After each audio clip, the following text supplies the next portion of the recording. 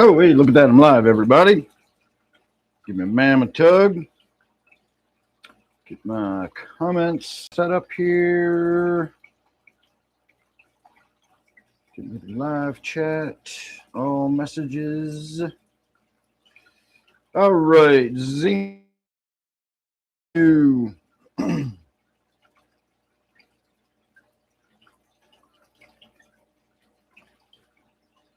Robert, hello. Oh, nice. Got out of work early. You work on a Sunday?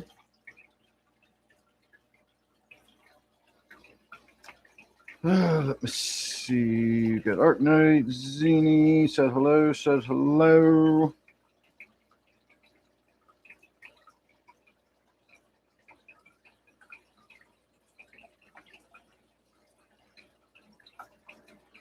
All right.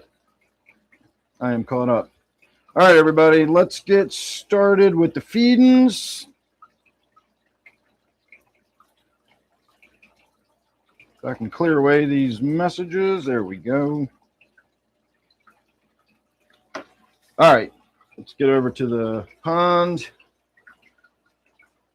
I will put some food in the tower to get some fish enticed into going up in there. I'm getting so much stuff around the pond that it's getting harder and harder to actually see the pond. I'm not sure what I want to do with this plant. My wife suggested putting the shrimp tank in the shelf under here. I don't know if I want to do that. I don't know how well we'd see it. Maybe if we put it down on the bottom, it would open up this corner of the tank. But this plant here that I've got, I used to have sitting on the corner. When I set it here, it really blocks out the view from the tank. So for now, at least we'll go ahead and move this out of the way. And then we'll be able to see the tank a little bit. Let's put this over here. I won't trip over that too much. I really need to get a new mic stand for my camera here. Before we do the feeding, let's do this real quick too. Let me find my scissors. And we got a couple of dead bits we can cut off. I don't know if it'll improve the view or not, but it'll definitely improve my view.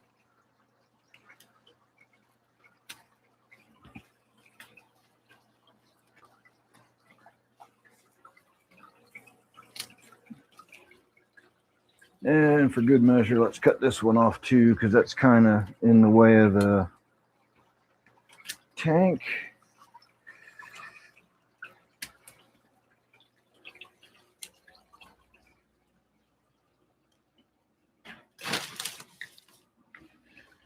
All right, now we will proceed with the feed.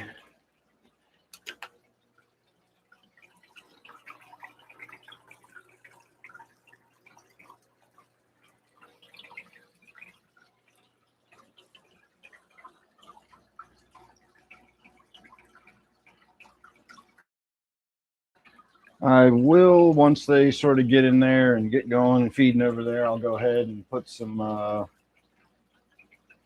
food in the rest of the pond. And this is nothing in the pond. That's just the top of my bong sitting there. I had looking at the monitor. I had to look down and wonder what the hell's floating in the pond.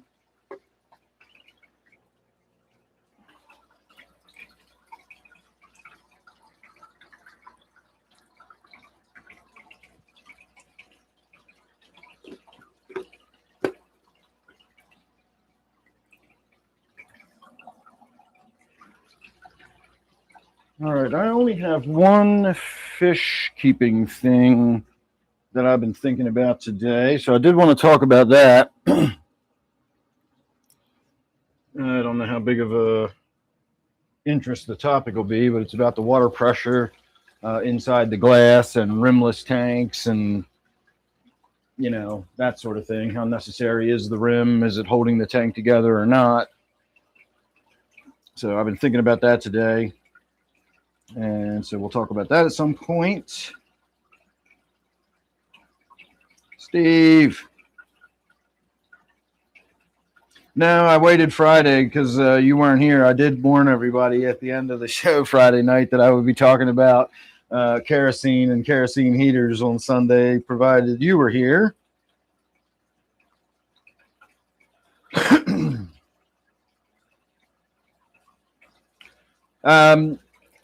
So for any of you who have followed my saga with the um, I refer to it as my R2D2. It's a kerosene heater. It's the round kind with the wick in the middle and the metal cage over it. You've all seen them.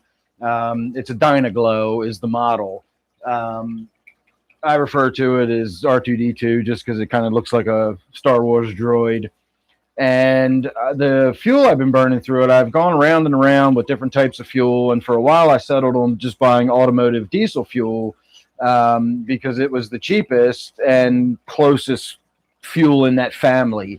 Kerosene, diesel fuel, home heating oil, jet fuel. These are all basically the same fuels. It just depends on how well it's been refined and what kind of additives are in it, etc. But it's all basically the same oil-based fuel. So I gave up with the diesel fuel and I bought the really expensive shit. It's called Clean Heat. You get it. Well, I got mine at Walmart. It's like $13 a gallon, but it's not K1 kerosene because that's what I always thought it was. When I read the label, the reason you see the K1 so large is it's basically saying this is not K1 kerosene. This is a replacement or a substitute for K1 kerosene. And it didn't say specifically that it was Jet A, but it basically says it's Jet A. It's like super refined. It burns odorless. It's clean. And so I put that in my. I tried taking the old wick out that's been soaked in diesel fuel and everything, but I gave up on that. It was way too complicated. And I just, when I burned all the diesel fuel up, when it was empty, I refilled it with this clean fuel or this clean heat fuel that I got from Walmart. And the difference is unbelievable. First of all, there's no odor at all associated with it. A little bit when I shut it down and it's kind of still hot but not burning anymore. You can kind of smell like some evaporation coming off of it, but not really. It's barely noticeable, unlike the diesel fuel, which was very noticeable as I was burning diesel fuel in the basement. The other thing that's notable is my air quality sensor. CO2 notwithstanding, when you look at the particulate matter, when I burned the diesel fuel, my air quality went down because the particulate matter would go way up. It would go up into the hundreds of parts per million. When I burn this stuff, it doesn't fucking change. Like, not at all. It does not change when I burn this stuff. So it's not putting any particulate matter in the air, which I find astonishing. And then furthermore, when I have the diesel fuel in there with the wick turned all the way up, I would get a flame that sort of came up and out. Like, again, I know Steve knows how these heaters are designed. So the flame would come up and out maybe an inch beyond the metal part. And it was like this dull, yellowy sort of flame. And that was about it. That was at full crank. With this other fuel, this clean heat, there's no way I can keep it at full crank. The flame comes out about 4 inches. It's bright white, and it is so hot, it feels like it's going to melt my fucking leg off, 4 or 5 feet away. So I have to turn it all the way down. On the high, it's like a ratchet that goes up, and each ratchet setting, you can adjust it a little bit. So in the top setting, with the diesel fuel, if I turned it all the way back, like it would snuffed itself out. It would go out. With the clean heat, it's still too hot with it turned all the way back. I've got to like depress the button and unratchet it to go to the next lowest ratchet setting.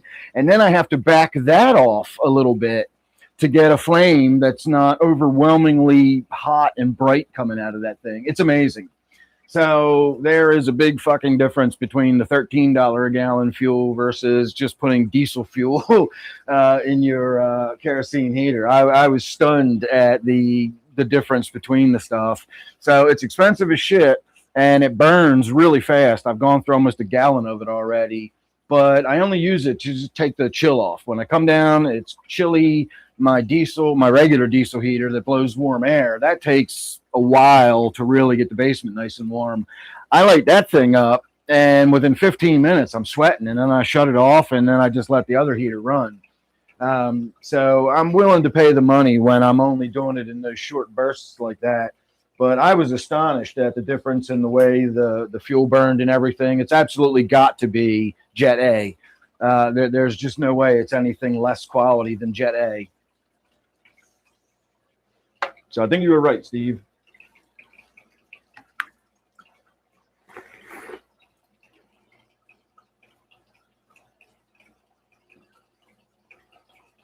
No, it got plenty of air. That thing's designed to feed air in from the bottom. So, I mean, it was definitely getting plenty of air. It's just diesel fuel. It's not meant to burn in open air like fuel oil is.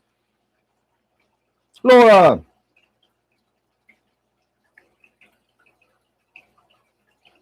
Oh, that sucks.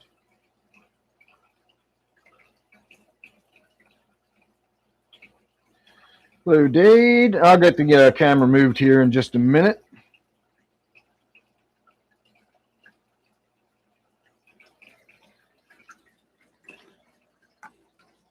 All right, I'm all caught up on the comments, so we'll move around. Let's get this light turned off. I have taken 2 shrimp traps worth of shrimp out of here today, and now that I'm standing here thinking about it, we'll have a look because I did put it back in there.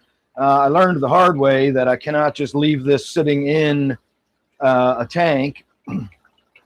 I started to smell a bad smell in my other shrimp tank, the little 10-gallon, and when I pulled this out of it, it had been sitting in there for several days. I figured just, leave it in there. Whenever I want to pull it out, I can pull it out and get some shrimp. But again, that is not the case. When I did pull it out, like I immediately knew where the smell was coming from, and it was this. And it was full of the dead snails. It had a few dead shrimp in it, and it smelled like it was full of dead snails. It was nasty. I got 1 shrimp swimming around in the top here. I'm trying to get him to go down into the water. There we go. Now I can pour some of that water out. And that way I can handle it a little bit. But have a look in there at the amount of shrimp that are swimming around. I got loads of them. So I think this batch, we put 1 batch in the my 20 with no face because of the hair algae. I poured another batch. Where did I pour the second batch? I don't even remember where I poured the second batch, but I poured a second batch of shrimp in another tank. Oop. And now we're going to pour these in here. Oh, damn it. I lost my rocks, too. I keep rocks in the bottom to keep it weighted down because even when it's full of water, the plastic still causes it to float. And that wasn't even all of them. Some of them stayed in there. So let me give it a little swish of water and get them out.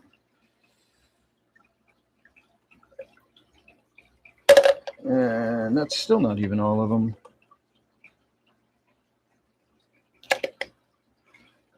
Come on, guys, get out of there.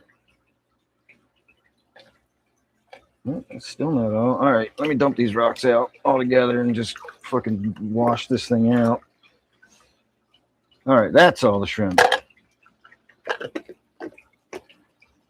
So I figure a tank like this with as much cover and places to hide, the shrimp ought to be able to establish a nice breeding colony in there, even if there's a betta and an angelfish in that tank. I think they'll be able to get that established. All right, let me go dunk my arm in the pond and get some of that off of my arm.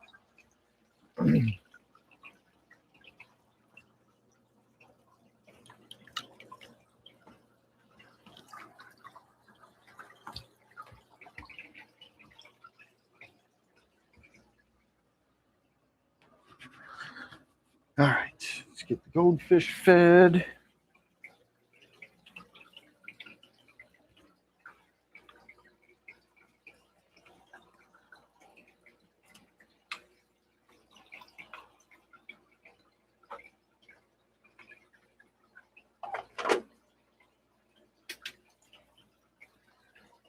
this camera out of the way a little bit.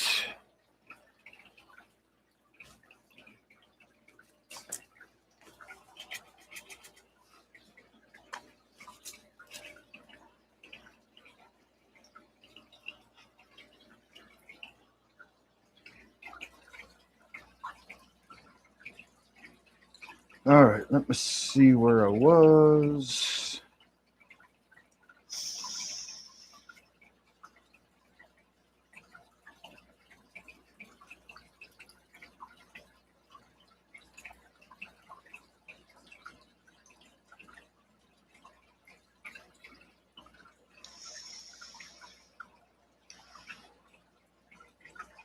That's interesting. But yeah, I mean, obviously my kerosene heater was not designed to run diesel fuel through it. Diesel fuel has been meant to be burned at extremely high pressure. And, you know, it's not supposed to even ignite until it's at extremely high temperature. It's just not designed to burn as an open, you know, fuel. My diesel heater that, you know, I always refer to as my diesel heater, that burns the way my furnace does. It's got a high pressure fuel pump in there that sprays a fine mist of the diesel fuel, and it's that mist that burns. And believe me, it doesn't burn clean at all. I got to get in there once a year and clean soot out of the inside of it because it chokes it out. But diesel fuel was designed to be burned in a diesel engine. It's not just a all around. It's not like kerosene. Kerosene is designed to be an all around fuel. Diesel fuel is designed specifically for diesel engines. And it was just so much cheaper than the other stuff that's why I was using it. But I'm definitely going to bite the bullet and just spend the money on the good stuff. Again, I don't use it very much. I can probably get through the entire winter on maybe 2 jugs of it. But each jug is like $25 for 2.5 gallons, or $28 or something for 2.5 gallons. It's really fucking expensive.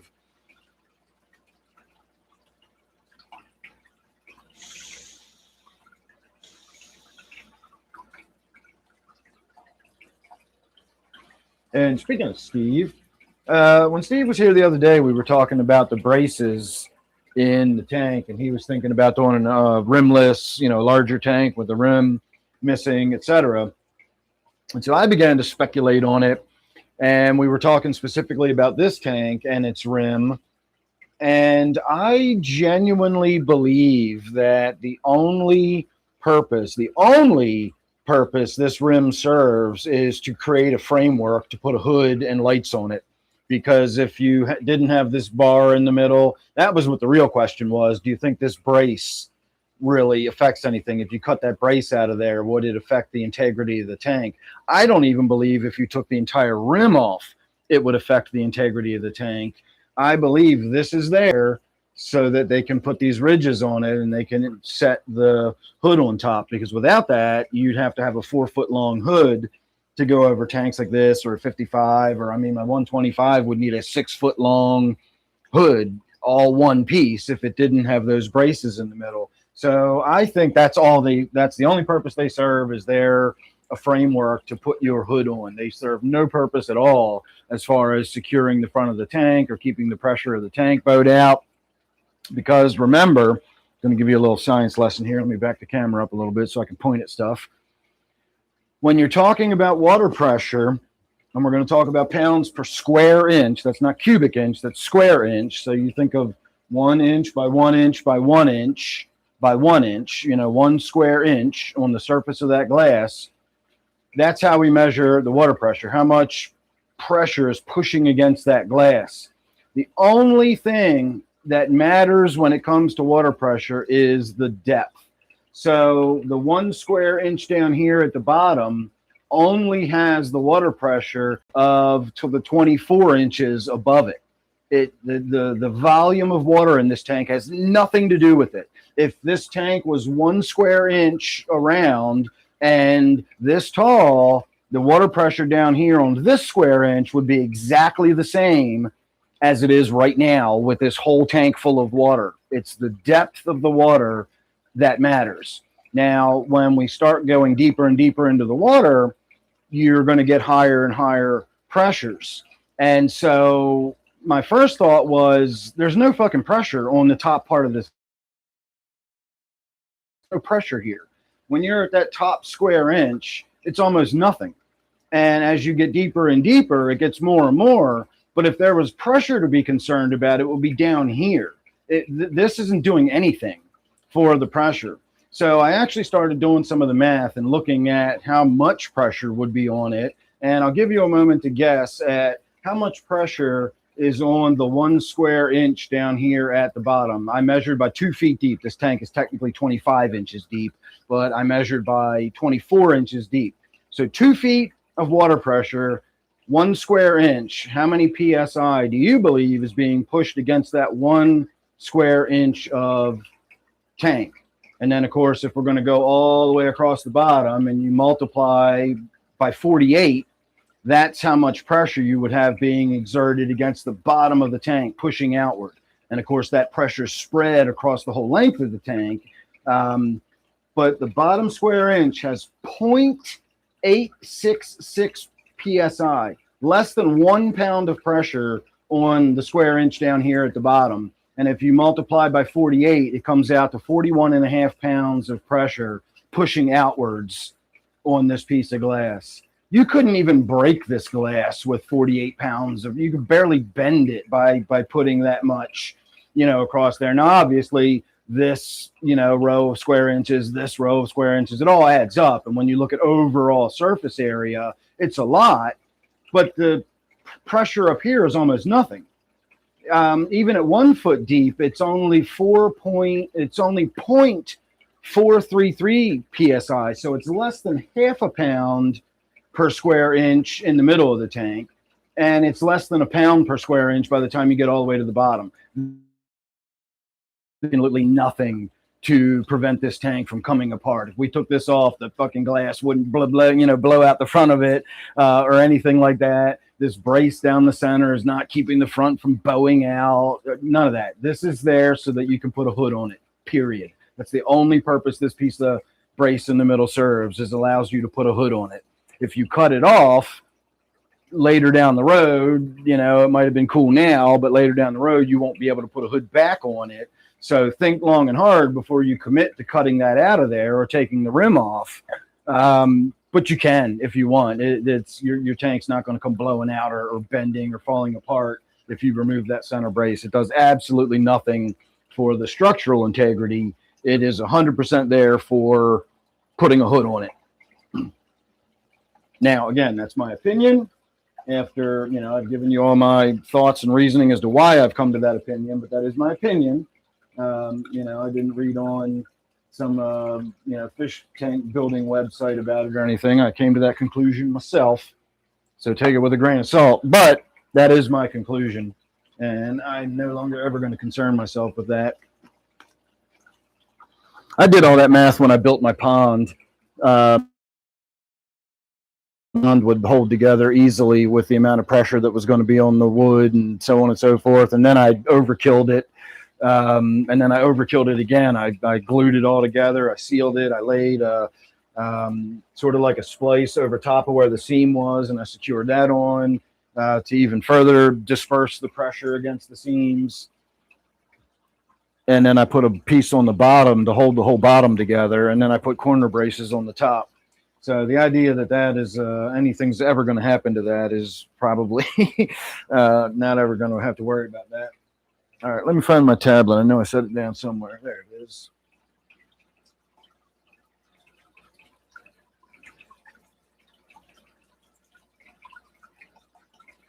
TJ, how are you? Yeah, exactly. That brace is there to hold that hood and nothing else. Under pressure. I could start singing some classic Queen.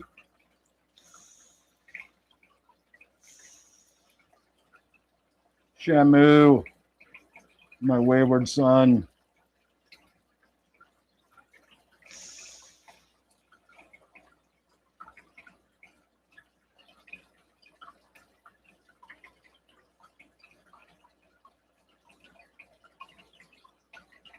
Okay, well, Brian here, hello, Brian, welcome aboard, is saying that he's had 2 55s with the center brace crack. and the glass did indeed bow. So, as I said, I'm just speculating out loud here. I'm not a professional. I am wondering what the hell that glare is coming from in the tank, though. Oh, I know what it is. If you were here Friday night, you will know that I took the drape cloth that I keep hanging, and I put this up to block the glare from these lights against the tank we were just looking at over there. But I used to have this setting against the wall back there, and you can see why, because there's a big ass mirror back there. And so that glare we're seeing on the tank is not a glare on the tank. You're actually looking through the tank and you're seeing that mirror on the wall back there. That's what that bright light is. It's driving me crazy. I kept looking at the other end of the room trying to figure out where the fucking reflection was coming from. It's not actually a reflection. I love mushrooms. I had a weird visuals and stuff last night. I was seeing geometric patterns on lots of stuff. Like I'd look at something and it would look like it had a geometric pattern on it. And I'd look again and it was gone. People's faces looked really weird when I was watching videos and watching my Doctor Who. A lot of times the faces would have like weird geometric patterns on it, or it would have like blotches, like Rorschach, like ink blots on the face. And I'd look again and then their face would look normal again, or then they'd look like different people and I didn't recognize them. It was fucking weird. I was getting strange visuals last night.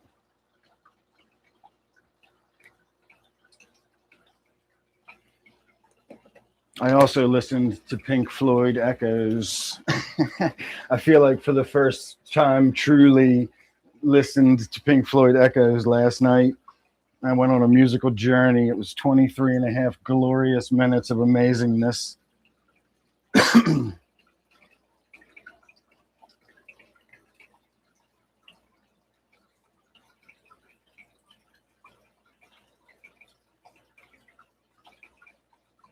Oh, thanks, Brian. Appreciate it. And I agree. Hey, Voyer, how are you doing?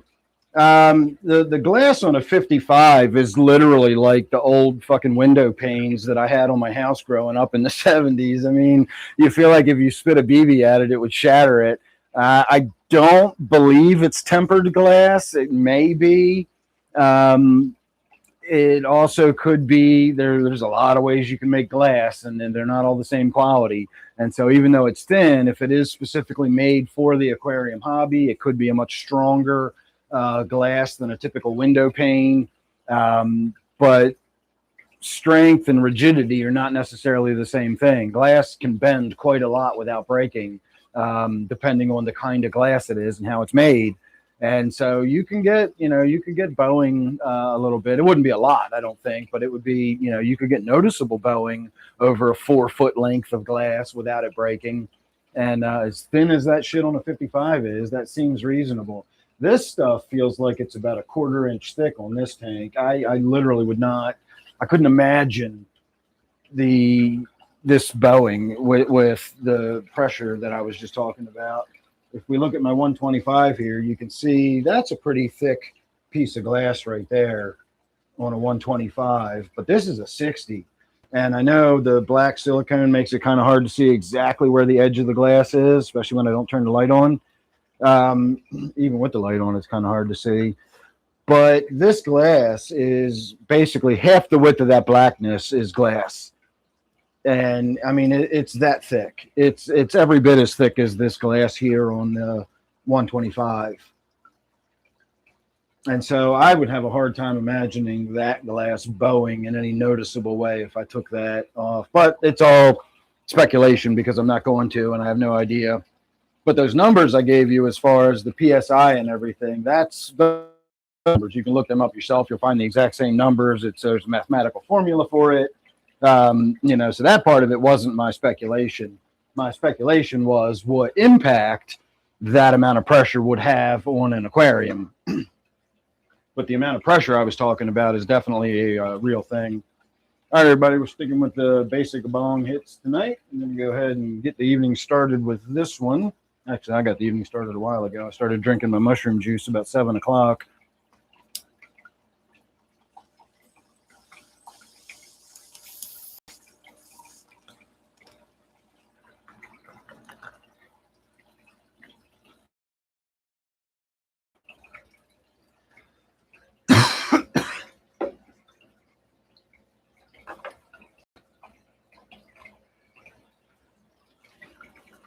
Hack the planet. Iceman, how are you?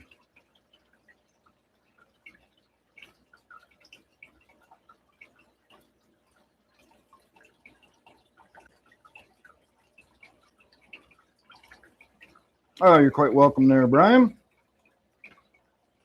All right, let's move on. Don't think we have any actual work to do today other than messing with those shrimp, and I already did that. I wanted to make sure I didn't forget to do that and wind up having another dead container of shrimp. I guess it's not the same in a closed container the way I've got that set up, but I was thinking about like my minnow traps. You know, a minnow trap is an open screen, and once they go in there, you know, you can leave a minnow trap sitting in a stream for, you know, a week and come back and there'll be live minnows in it. The food still flows through the trap and they're still able to get stuff and whatnot. But the way I had designed my little plastic one, once they went in, they were trapped in there. And I guess once they ate all the food and not any real water circulation, the ammonia might have started to build up. But it turned out to be not a good idea to just leave that sitting in a tank for the amount of time that I did. All right, where's my food? There it is. Now that I got a hood on the 40 over here, I'm slowly starting to stick stuff back on top of the 40. I almost feel like I don't need to feed this tank. I definitely watched the angelfish chasing the shrimp around for a while until they all went to ground, and it doesn't even look like the angelfish. Oh, there he goes. As I say, it doesn't even look like he's going to bother feeding.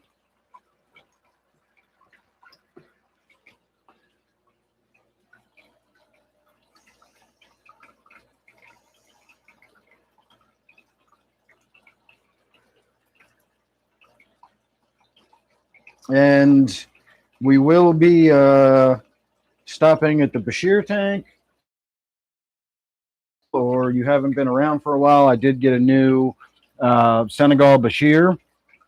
And I'm still absolutely in love with this fish. I spent quite a while in here today just sitting here watching it swim around, do its thing. I was watching it hunt. So we'll spend some time on that tank. I don't feel like I need to necessarily sit down in front of the camera and chat. I can chat while I stand up, but we'll have a good long look at the Bashir when we get around to it. But I got to get everybody fed first.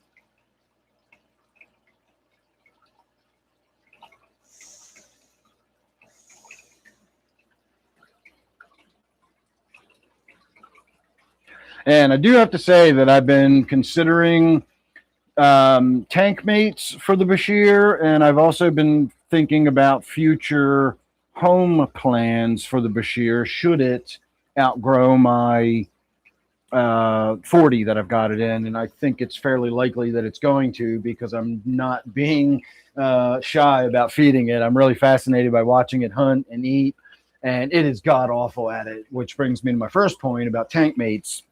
This fish is fucking blind as a bat, and it seems that it's almost as smart as a sack of hammers. It's just, I mean, it literally has to trip over food, and then it sits there thinking about, what did I just trip over, for, you know, a few seconds before it roots around. And then once it finally has shoved its face onto the pellet, it realizes it's a piece of food and it will pick it up and eat it.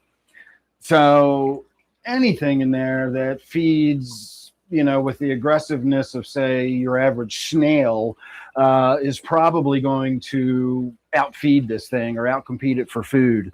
So I'm going to be really thoughtful about whether or not I add any tank mates to this one, to the 40. I don't think I'm going to. I'm really sort of digging I've never really wanted a species only or a single fish only tank. I like community tanks. I'm really kind of digging this with that's the fish that's in the tank. And then there's a lot of shrimp, and then there's snails and, you know, plants and birds and rocks and things. But it's the only fish in the tank, and I kind of like it like that. So I don't think I'm going to go for any tank mates for now. And if it does outgrow the tank, I do have an idea of what we can do with it. And I think that would be to put it in the discus tank. And I'll show you what I mean here in a minute. The considerations I have with most of my tanks is that they're open topped. And my discus tank is sort of the same. It is kind of hooded, but there's gaps everywhere. And of course, the front flap doesn't sit tight. So if the fish were to jump, you know, against the front flap, it would just fall out through that gap. But I also don't have a hood or anything on here. And so it wouldn't be too expensive to get Lexan and just cut rectangles of Lexan that would just fit into these notches where the hood was supposed to go. And that way I'd have a completely sealed top, but I could also keep the light swell up above it and everything. The Lexan wouldn't affect the way the lighting of the tank or the hood or anything else. I would just have to lift up a piece of Lexan to throw food in, cover this tank without changing its overall appearance in any way. And then I could safely put the Bashir in with the discus in the 125. And as far as competing for food in that tank, most of my tanks are so packed full of plants and rocks and birds and things that it's easy enough for me to sprinkle a bunch of sinking pellets or the vibrobites, and plenty of that stuff will get down into nooks and crannies that the other fish don't find or can't get to.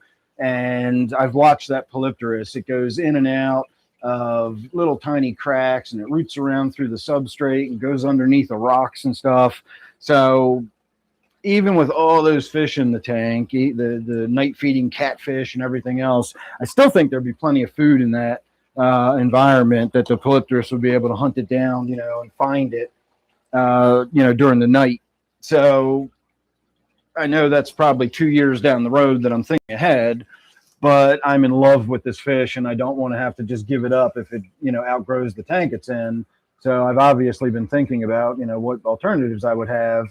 You know, I went around the room thinking about each and every tank that I might be able to put it in. And I just kept coming back to the discus tank as being the best tank for it. But then what do I do about the top? You know, and then of course I got that idea and that solves the problem with the top. So we have a plan. If it outgrows the 40, it's going to go in the discus tank. And hell, even if it starts getting a little too big for the 40, I might just go ahead and put it in the discus tank because I think it would look awesome in there.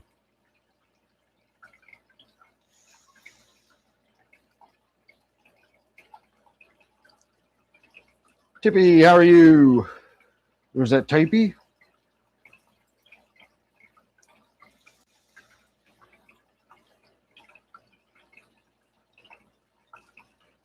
Oh, yeah, it is, Steve. When I say Lexan, I just mean a piece of fucking plastic. It could be acrylic or plexiglass or whatever. I guess Lexan is technically the, you know, expensive ass, hard to break, you know, be like putting polycarbonate, you know, on there. No, I'm not spending the money on Lexan or polycarbonate. Although Lexan probably is polycarbonate. Lexan's probably just a brand name for polycarbonate. I'm going to look that up now.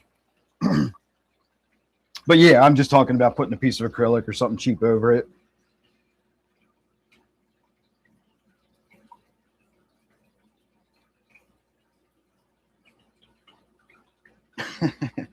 God damn, I'm so smart sometimes I amaze myself. I'm really dumb a lot of times, but I also figure stuff out pretty quick. Lexan is a brand of high-performance transparent polycarbonate. So yeah, Lexan is just the brand name for a type of polycarbonate.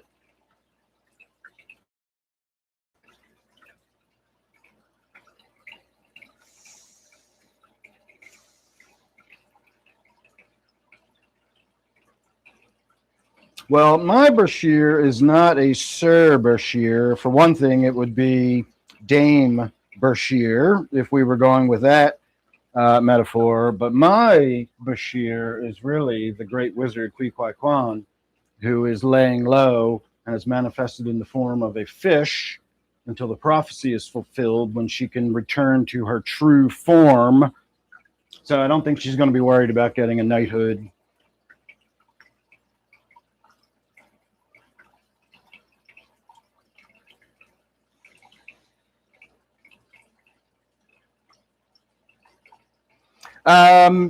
I keep my discus at 79.5 or thereabouts, a little below 80. And I don't know. I do water changes whenever I do them. I don't. How long has it been since we've done a water change on the discus tank? When I do them, I do 65, 70, you know, 75%. I do big ones when I do them, but I don't do them very often, every couple of months maybe.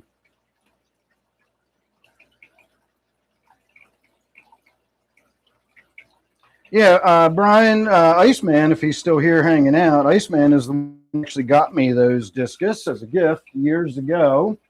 And I made it 100% clear to him that I would take them, but I was not going to treat them any differently than I treated any of my other fish. They were just going to get treated like tetras or angelfish. You know, they would get water changes when they got them, no special foods, no special temperatures. I was making no accommodations whatsoever to keep the discus in any way differently than I keep all my other fish. And he said, "Don't worry about it. That's fine. You know, they'll be all right." And I said, "Okay." And so my goal was really to prove that discus are not some special thing. You know, there is no such thing as a discus keeper. They're fish keepers. The fish they keep is a discus, but they're fish keepers just like everybody else. And so I have proven clearly that discus are just fish and you can keep them just like other fish. Now you have to meet their needs and you can't, you know, have an unkempt tank and dirtiness and, you know, but I don't do anything special for them. I just keep them like I keep all of my other fish. In fact, when I've had problems with discus, I've simply taken them out of one tank and put them in another without any, you know, acclimation or anything. They go from one tank right into the other. And I've never really had an issue with that. Well, I did recently, but that was, I think, a bullying thing. I had a small discus get beat up and killed by some of the bigger ones.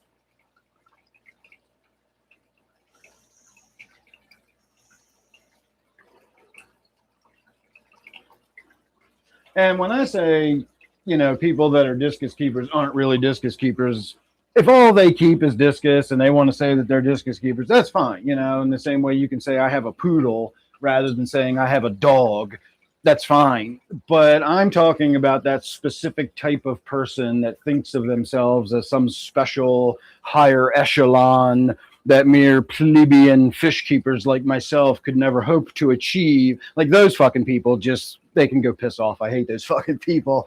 And I set out to prove that they're all a bunch of wrong dumbasses, and I think I've done that pretty well over the years.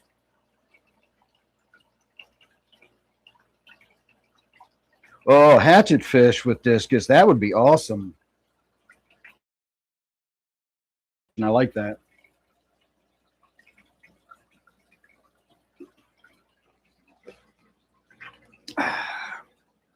All right, I'm going to start working on my psilocybin juice again. I put a whole eighth in there tonight. I've already gone through about half of it, though, so I'm feeling pretty good. All right, let's move on to the next tank so we can get to the Bashir, the great wizard Kwan demands your attention. I was going to say deserves your attention, but I think demands works better, although deserves work because she's amazing. All right, if I can find them, we're going to go with the Vibra Bites again. As I always say, this is pretty much my staple food. Every now and again, if I randomly grab crumbles or flakes or something, I'll feed them that to mix it up. But I really like the high carry Vibra Bites. Let me run upstairs real quick too and check the back door. The cat went out, and I let the cat out at about 7:30, and then of course, by the time the missus went to bed, he hadn't come in yet. And I don't want him staying out there for hours. It's like fucking brass monkey degrees outside right now. Little ears will get frostbit. He's probably out there just tromping around doing his thing, but I'm gonna check.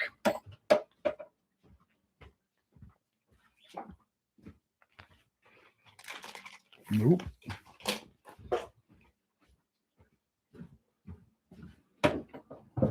Well, I checked. He's still out there doing his thing. Every time I go upstairs, I always check the back door to see if there's a cat waiting to come in, especially in this kind of weather. And last night, I walked upstairs and I looked out the window and was like, yeah, it's this fucking big ass fox. It was a big fox too. Like right there in front of the back door, and it saw me and it kind of like yelped back a little bit, and then it kept sniffing around, and I got the wife in there and we were watching it for a little while. She turned on the bird cam, Turned on the light from the bird cam, and we were able to look at the fox, on camera as well as out the window, which was kind of neat.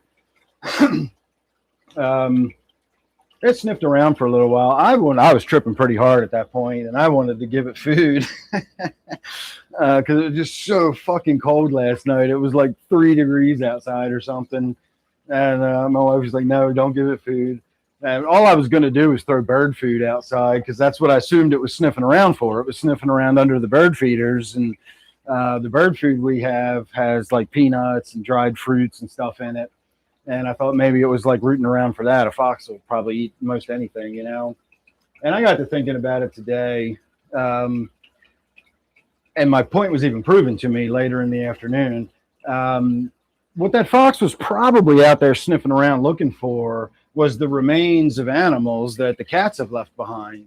In all seasons, we can go out in the backyard and find half a bird or part of a vole or a mole or something like that lying out there in the grass. And so the foxes and whatnot probably come through at night just to see if anything's left over, the cats left lying around. And I had that thought this morning, and then when I went upstairs later, my wife said, "Did you see the half of the vole that's on the?" And like literally right outside the back porch was a half-eaten vole lying there, and so I kicked it out into the snow where by the bird feeders. So if the fox comes back tonight, he'll have a little treat out there waiting for him.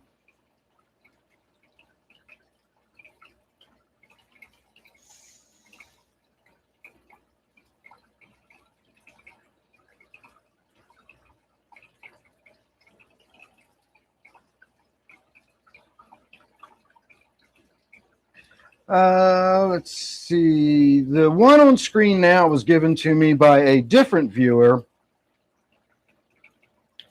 And he told me that this is a hybrid. The parents was I want to say a blue turquoise mixed with a yellow leopard or something. I wrote it down and I had it on a Post-it note. And I threw it away a little while ago because I was like, I'm never gonna need this information. I'm not breeding them or selling them or anything. And so I threw it away. And now I get asked about what it was. But I think it was a yellow leopard mixed with a blue turquoise or something. I got 3 of them, and this one was bullied by the other 2. And so I moved it into this tank, and then this one took off and looks amazing. That's the best. It literally is the best looking discus I have out of all my discus. And the other 2 that were in the 40 didn't do well. They were really stressed in the 40, and they just didn't thrive. And so I moved them into my discus tank, the 125 with a lot of discus in it. And that's when I lost one of them. I think one of them got bullied and beaten up, and I found it. I found the remains of it a few days later. But the other one that survived is doing well. And it does not look orange like the one you're looking at. It's turning blue like the other blue discus in the tank. And you'll see that in just a minute because we're going to move on and get over to that tank in just a second. But you can see the orange in there. And I do have other orange fish in the tank and orange steamed fish. And so it goes really well in that tank. That was suggestion by Zini, and he fucking nailed it. It goes in that tank so perfectly. I thought it was going to stand out and look weird because I was thinking it was going to look orange like this one, but the way it has turned blue with sort of an orange background, it's just amazing. It's perfect looking for that tank. So that's the saga of my discus. So far, everybody is okay. I do have one that gets bullied in the discus tank, and that's why there's that single blue one in the other tank we were just looking at. I tried to catch the bullied one out and put it in the 55 by itself, but I caught the wrong discus. So I just pulled a random discus out and put it in the 55, and the bullied one is still in the 125, and it's still bullied. Its color's real dark. It's really small. I just kind of leave it in there as like a sacrificial fish. I figure if I take that one out, they'll just find another one to start picking on. So may as well just leave that one alone,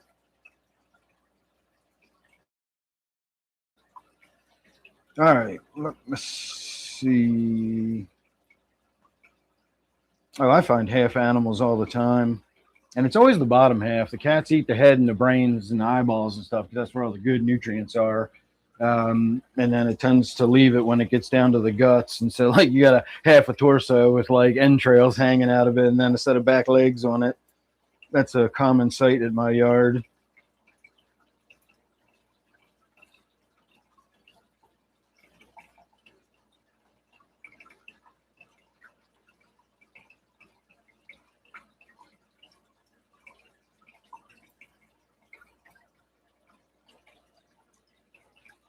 Yeah, just finding the head and the front legs.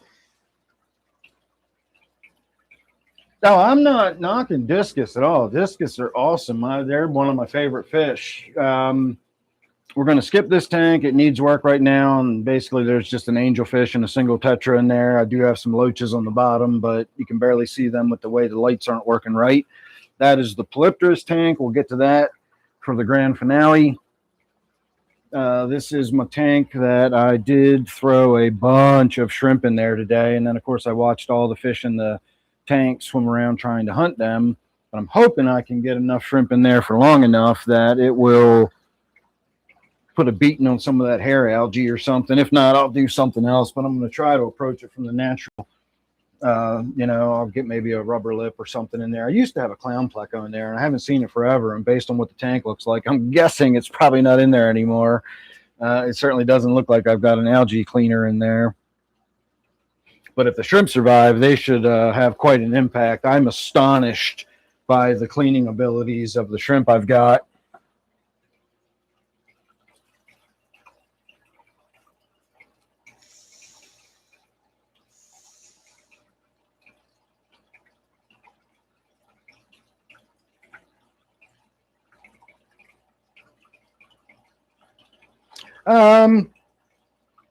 I don't really know about the domestic versus the wildcats. I know if you watch bears during the salmon runs, at first they start by like eating the salmon because they're hungry. But once they're full and they're getting into like just packing on weight for winter, watch what they do with the salmon. They'll bite not its entire head off, but they'll just like bite where the eyeballs and the brain are, and they'll just bite the top of the head out, and then they'll roll it over and they'll bite the guts out, and they'll just rip the guts out and eat them, and then throw the rest of it away. That's where all the nutrients are. If you tried to like live on a predator diet or whatever the people think is a good idea, and all you eat is like steak, you will starve to death. Like, you don't get balanced nutrition from steak. You get a lot of protein from steak, but when predators eat animals, they eat the fucking bones and all of the connective tissue and the organs, and that's where all your vitamins and minerals and all that kind of stuff come from. And so if you want to eat the nasty shit, then fine, you'll get a well-balanced diet. But if you just want to eat steak, you're getting protein, and you need a lot more than that to have a well-balanced diet.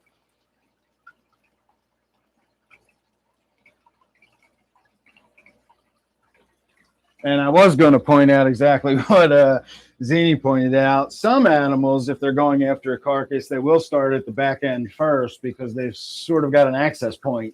It's kind of like the way you go to the perforations in the seal on your label, and it's got a spot where you can kind of tear it open and get it started. Well, animals like vultures and stuff like that will also do the same thing with carrion. You gotta get into it somehow.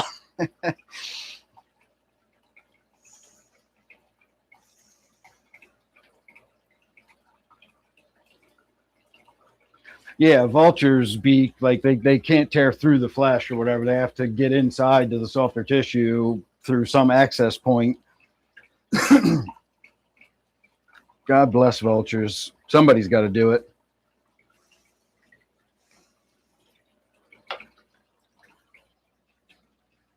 Nature's ultimate cleaning crew. All right, let's look at the discus tank for a little bit, and then we will move on to the star of the show, although you would think that this tank would be the star of the show, and I guess once upon a time it sort of was. Although, if I do say so myself, I have quite a few tanks that could be stars of the show all in their own right. This one needs a good glass wiping down. I don't know if it really is ready for a water change at this point yet, but it definitely needs the glass wipe. Do that real quick before we view, and I'm not going to do the whole tank, just kind of the front here where everybody feeds. All right, everybody, clear out. What did I just tell you? Watch out. Come on. YouTube, all of you. Give me a minute. You'll get your food.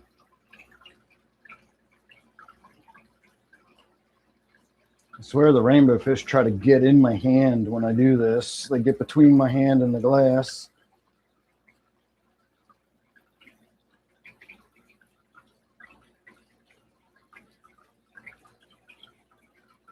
That's good enough. I'm not trying to make it perfect. I'm just trying to give you guys a little bit better view when you look in there. And we are going to stick with the vibra bites. I'm finally getting used to storing them at this end of the room, but it sucks because every time I feed a tank, I put them away just so I know where to find them again.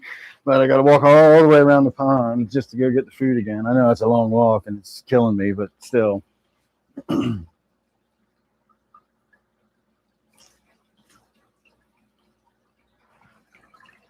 All right.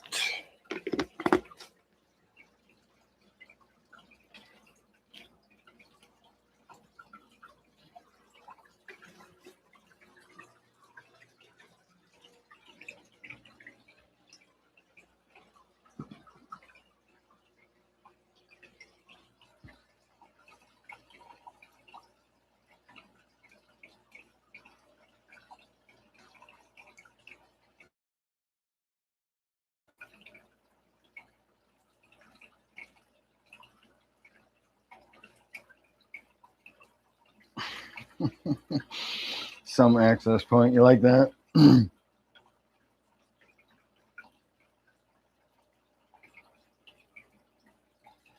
right. Yeah, still got 15 people watching. It's a pretty good show. All right, let me go find a towel and dry my arm off. Then I think I'm going to do a bong hit. The second wave of mushrooms is starting to roll on me. It's starting to feel a little funny.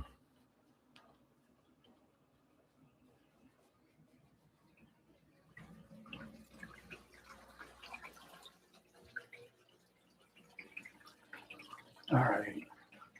Bong is over here. I believe my weed is with it. It is not. Now I got to find my weed. All right, found it.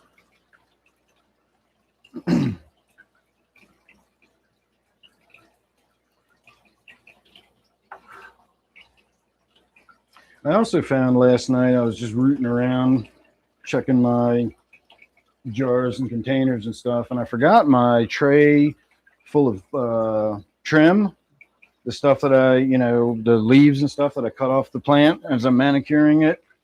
I separate the larger, crappier stuff from the finer, like sugar leaves. And I had a whole big tray full of sugar leaves. And so I've got a half a jar full of that I separated out. And I put the larger stuff. I made some hash oil, some butane hash oil out of that. And it actually came out pretty good. So I've got like a gram of hash oil. And I got enough joint rolling material to get me through another week or two of rolling joints. They're not the best joints, I got to admit, but they're joints and I can smoke them. And especially when I'm shrooming, I still get the sensation of smoking a joint. And so it's nice. And so hopefully I'll have enough to get me through. I won't have to buy any more weed until my next plant comes finished. It's about halfway through now, so I got about 3 weeks to go before it's ready to harvest.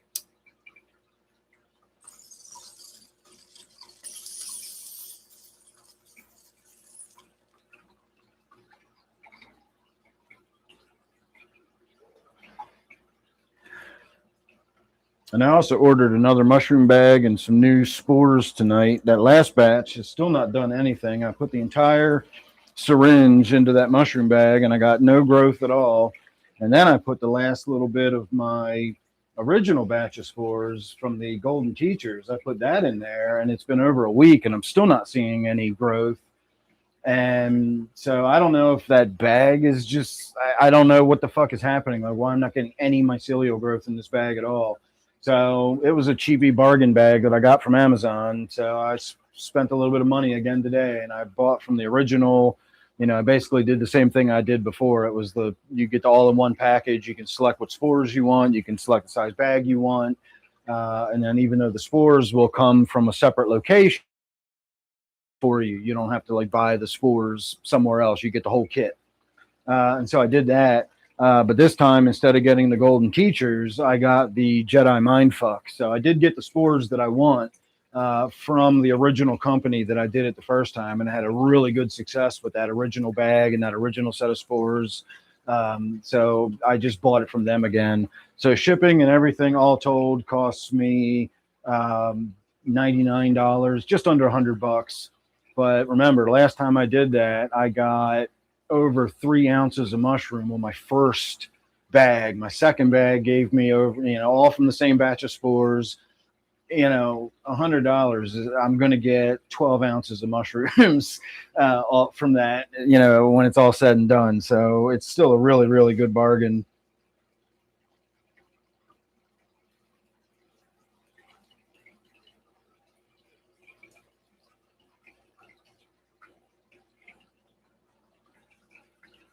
So we will see what happens. I actually didn't inject all of the golden teacher spores into that bag. I injected a little tiny bit of it to see what would happen, but I made sure some of that gray sort of cloudy material, which is what I think is the actual spores, I made sure some of that went into the bag. But after a week, I still saw nothing. So today I boiled a little bit of water in one of my Erlenmeyer flasks, and then the last little bit, it was probably less than a millimeter. I drew some water up into it to mix it up, and it was all gray. Like that cloudy stuff was like stuck to the plunger.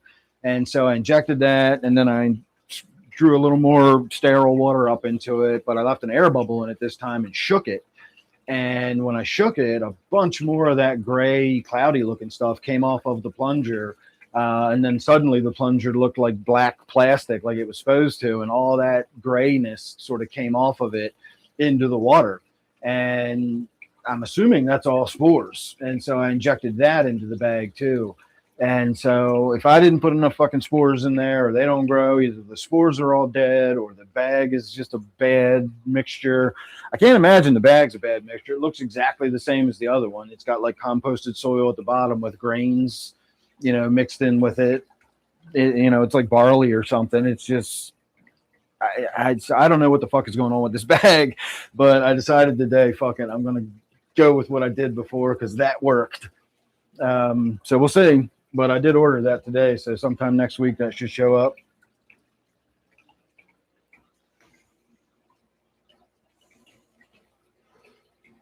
Sutton Road, welcome aboard. All right, everybody, you ready to start watching Polypterus for a little while?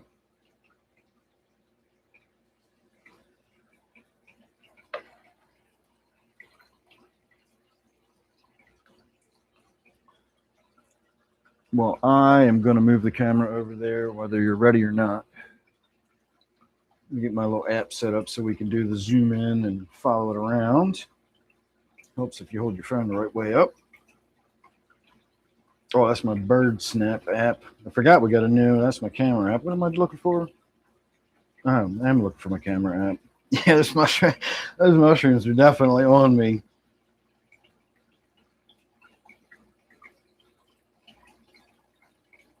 See, look, boom, I can do that now.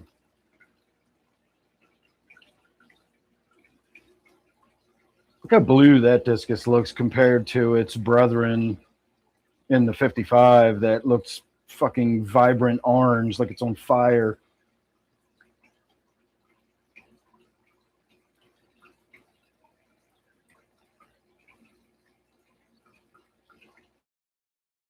Man, when he turns at an angle like that in the light, it looks amazing. It almost looks shiny.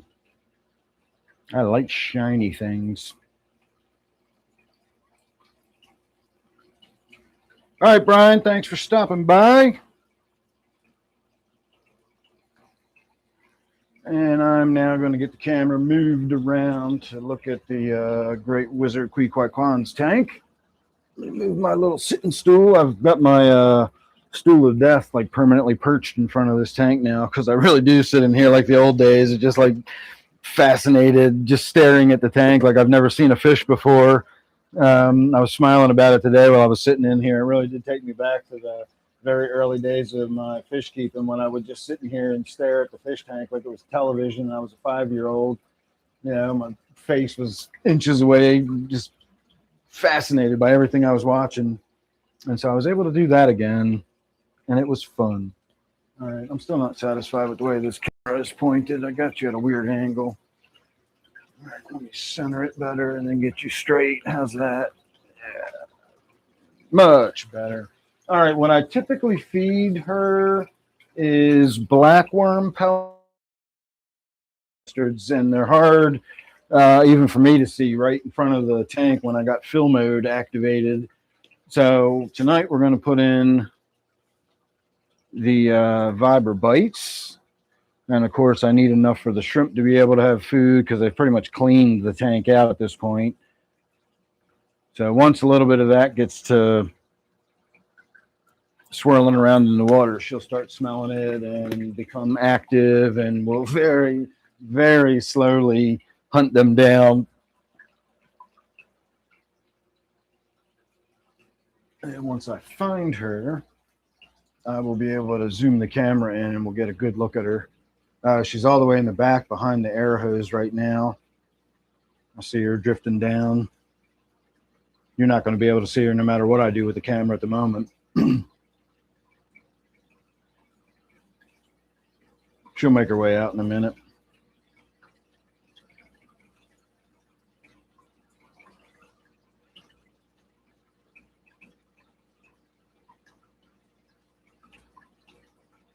Eventually.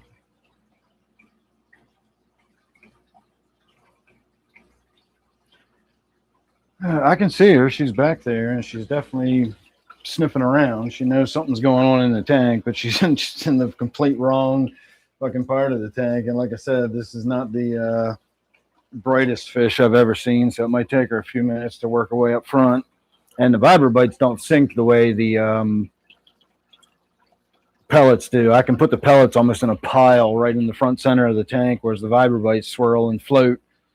And I can see them landing on the sponge filter in the back. And so she might be finding plenty of food back there. I might have actually made a mistake by doing that. Should have just put the pellets in right in the front. Would have forced her to come out into camera view. If she doesn't come out in a minute, I'll move the camera down to the long end of the tank. And I think we could probably see her. No, not really. She's back over by the heater. All right, I think you can see her now.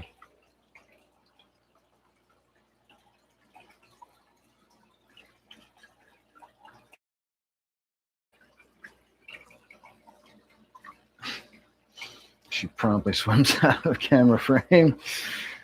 Fucking fish, where is she?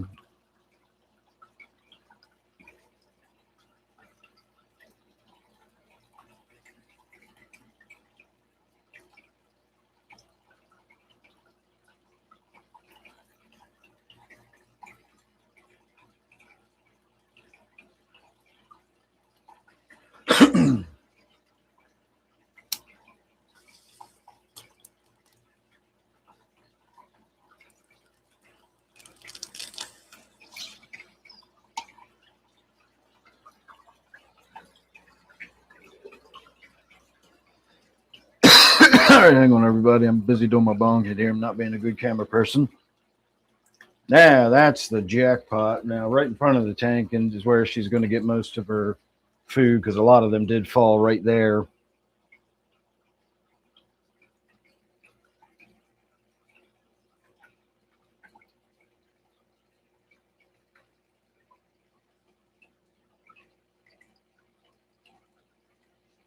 Winston, Bob, how are you?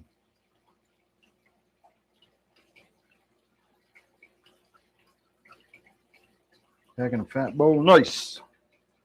I am smoking Afghan skunk #1. At least that's what it says on the label. Who fucking knows what they actually put in these boxes or these containers. Jars? I'll stick with container.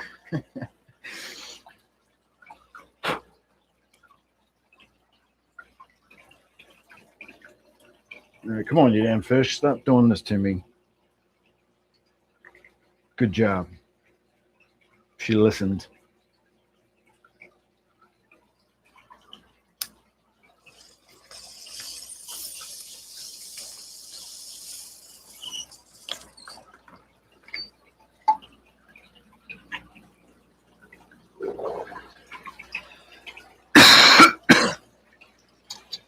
All right, that'll do me for now. And I absolutely know the mushrooms have kicked in. I just looked at the time thinking it was almost going to be 10 o'clock again. And sure enough, it's only been 5 minutes. And it feels like it's been a fucking hour that we've been looking at this polypterus already, Timmy. And I did say this privately on my members stream the other night. Let me find the damn fish again. Where'd she go? Oh, I see her. Hang on.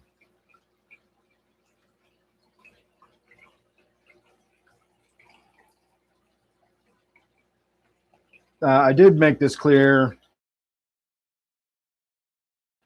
Why does the tank look fucking blue on screen all of a sudden?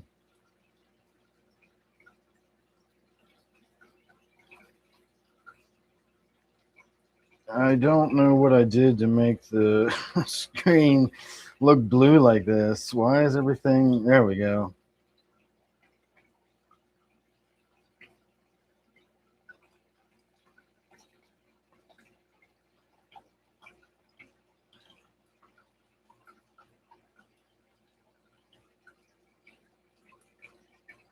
All right, well, I'm down to 11 people, and that's probably mostly my members anyway, so there's no point in finishing that thought. You guys probably already heard it.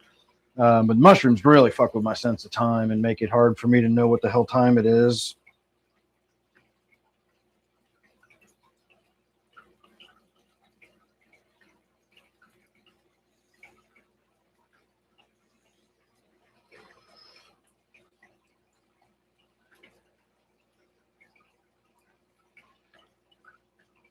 I was gonna say, what are you're talking to Bob about posting the stuff? Yeah, I don't know what the scorpion tail gecko is either, but I got a pretty good idea. It's probably got a tail that looks similar to a scorpion stinger.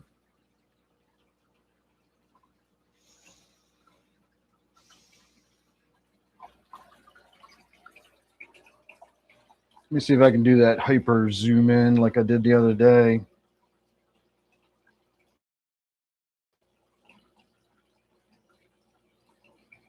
That's as tight as I can make it under normal circumstances. And I don't know how to move that little yellow bastard around to get it where I want it.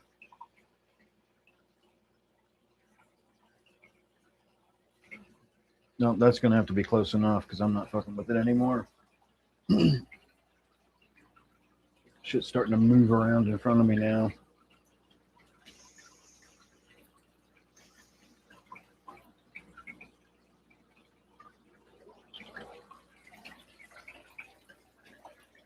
Man, I tell you, when I listened to Echoes last night, it was so amazing.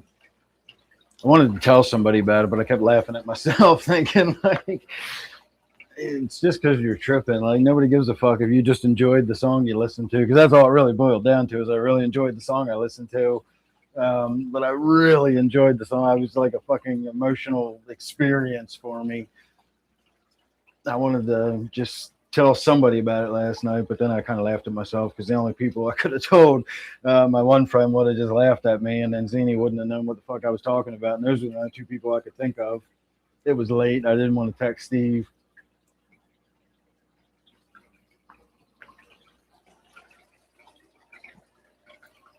All right, let me go put my coffee away since it is after 9 now.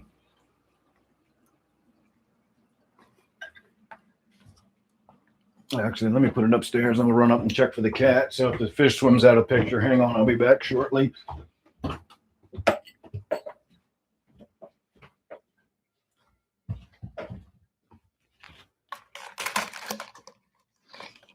There he is.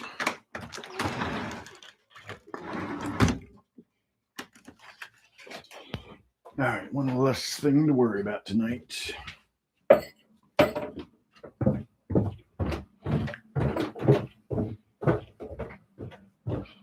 I know he's all thickly covered in fur and everything, but he does still have to put his feet on the ground. and his ears are, you know, they don't retain a lot of heat, so I could easily see a cat getting frostbit ears pretty easily.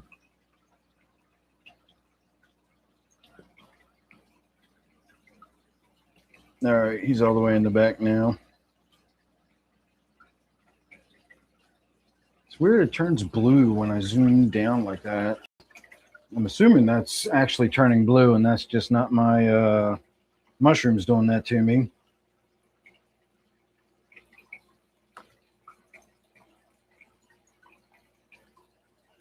Yes, Robert, Echoes is the and since I basically only have my regular viewers here anyway, I'll go on to talk about that. Anybody that's heard me going about like early Pink Floyd and like how like at some point there's always just this dumb experimental bullshit that just, you know, sounds all like noise and like, what the fuck are you doing? Just stick with the music, you know? And so I've been listening to the album Metal, and Metal is just a fucking amazing album. It really is. I really underrated that over the years. And the main reason is I always get derailed in the middle of it. I mean, it starts off with One of These Days. It's just awesome. It's like an amazing album.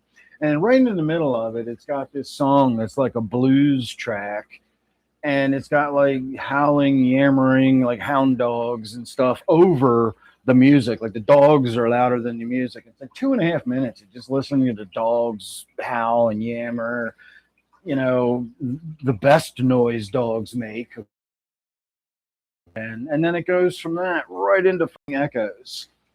But Echoes itself does the same thing. It's this awesome song and it's grooving along, and then all of a sudden it just trails off into fucking Weirdsville for a while, a couple of minutes, and then it comes back into the song. And it always throws me off. I've never really listened to Echoes. I've never really listened to the words or the meaning, or, you know, even the thesis of the song. I've never really paid that much attention to.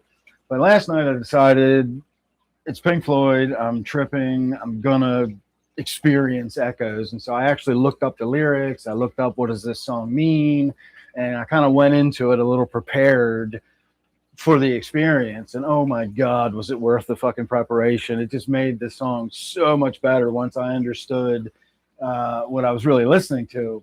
And we start out with that echo ping, representing basically a search for connection. You know, you're all alone and there's this search for other humans. The whole thesis of the song is connectivity with other human beings. And empathy is a big theme in there as well.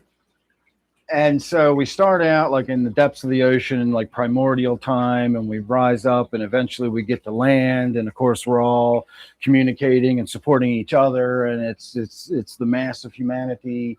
One of the lines in there is, I don't remember specifically, but basically you are me. And when I look at you, I see myself.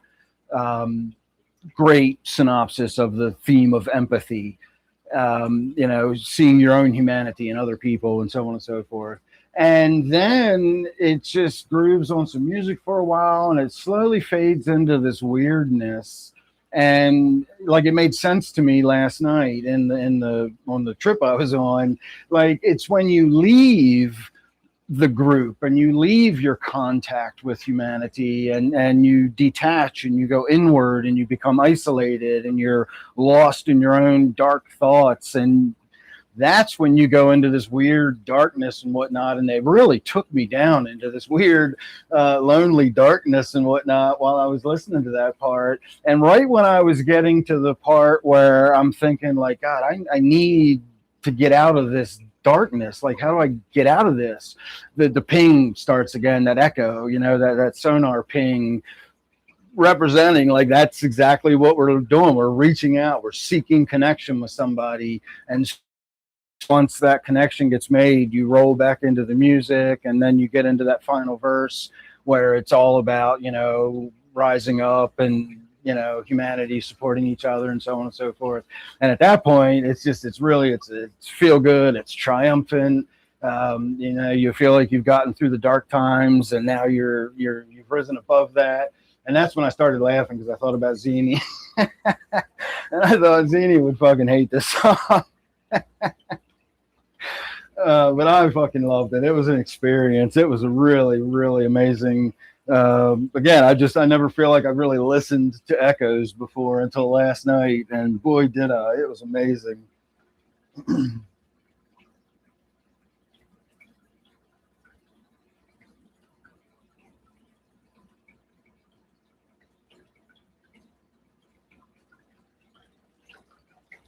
So yeah, so like I said, I wanted to share with somebody last night when I like I felt like exhausted emotionally at the end of it. I actually just put on some Doctor Who because I needed something that I didn't have to think real hard about or wasn't going to have a huge emotional toll on me the way that song just had. And I was going to shoot Zini a text, and I was like, I'm not going to talk to Zini about this. He'll just bum me out and bring me down. He'll make it all seem stupid and pointless. All right, let's get back to the fish now that she's back up front feeding.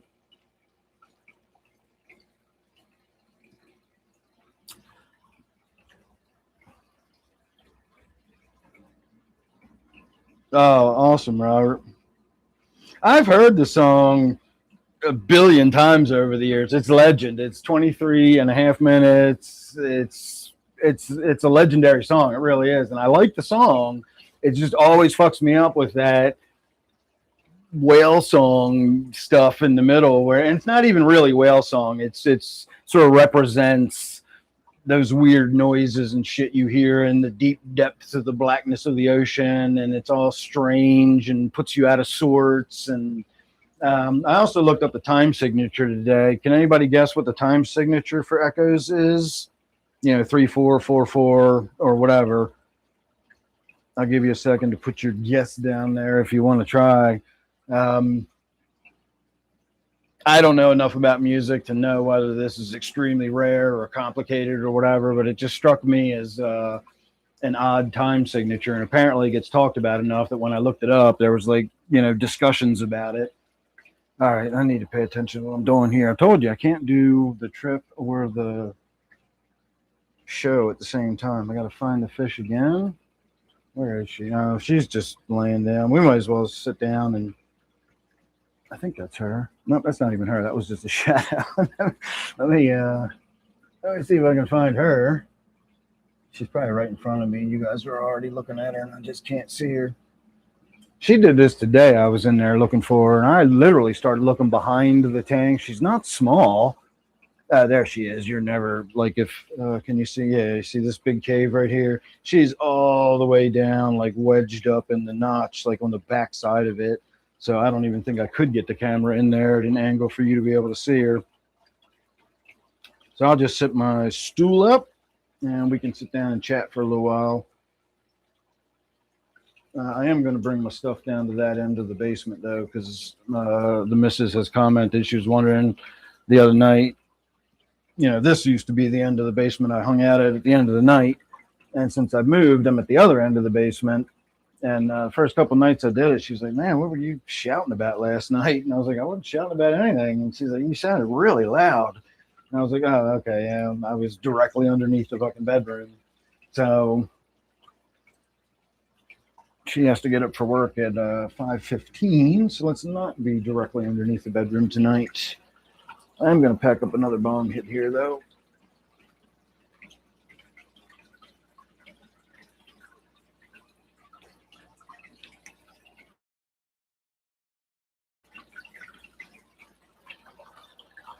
I also listened to Umaguma or Umaguma. I'm not sure how it's pronounced. But I listened to some of that last night, too. And that was really, that's one that I like a lot, except for when you get into the weird experimental shit. But careful with that axe, Eugene. It's so good when you're shrooming. That's one of my favorite Pink Floyd songs anyway. I really like that song a lot. And Set the Controls for the Heart of the Sun is another one that's just really grooves. It's just a cool song. And of course, last night listening to it, it just really fucking grooved. That's a great song. Eugene.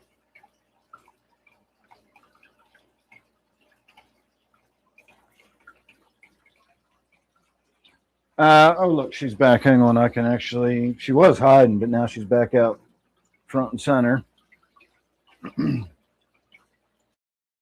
That is a polypterus or a bashir or biker, depending on how you pronounce that.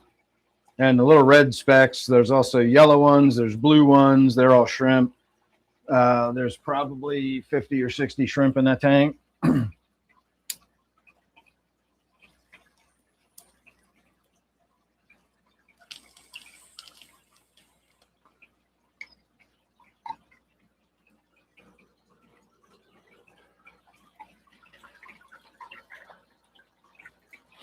And while we're talking about music,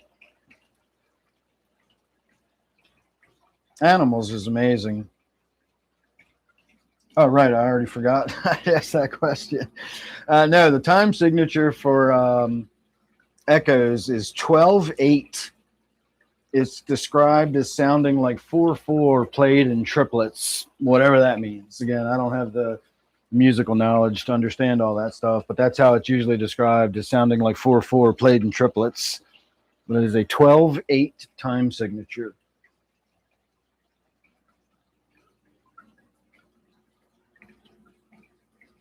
Good. I'm glad you are careful with that axe, Eugene. Are you familiar with that song? Your name's Eugene. You ought to at least be familiar with that song.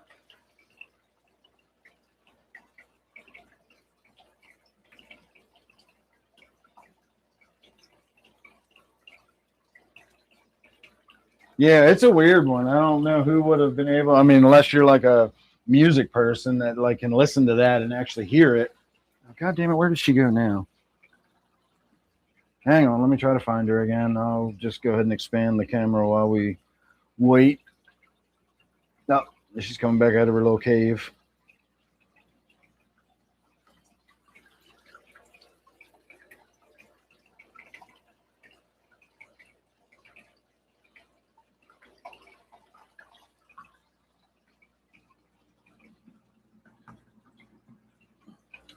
But while we're speaking of music, and I will ask your opinion about this, whether you want to hear me talk about it or not, because I can go on a little bit of a rant about it if you want. Um, hey, Hagen Hill, how are you? I got the Bashir at PetSmart for $9.99, which I thought was a bargain. I did get the biggest, coolest looking one in the tank. A lot of them were considerably smaller, like 2/3 the size of this one. And I have had it for, I don't know, like a week now, and I've been feeding it pretty well. So it's noticeably bigger since I've gotten it. It's growing fast. So they're not quite what you're looking at right now in the pet store, but pretty close at your. Well, I'm assuming PetSmart being a national chain, they probably sell the same stuff in all of their stores.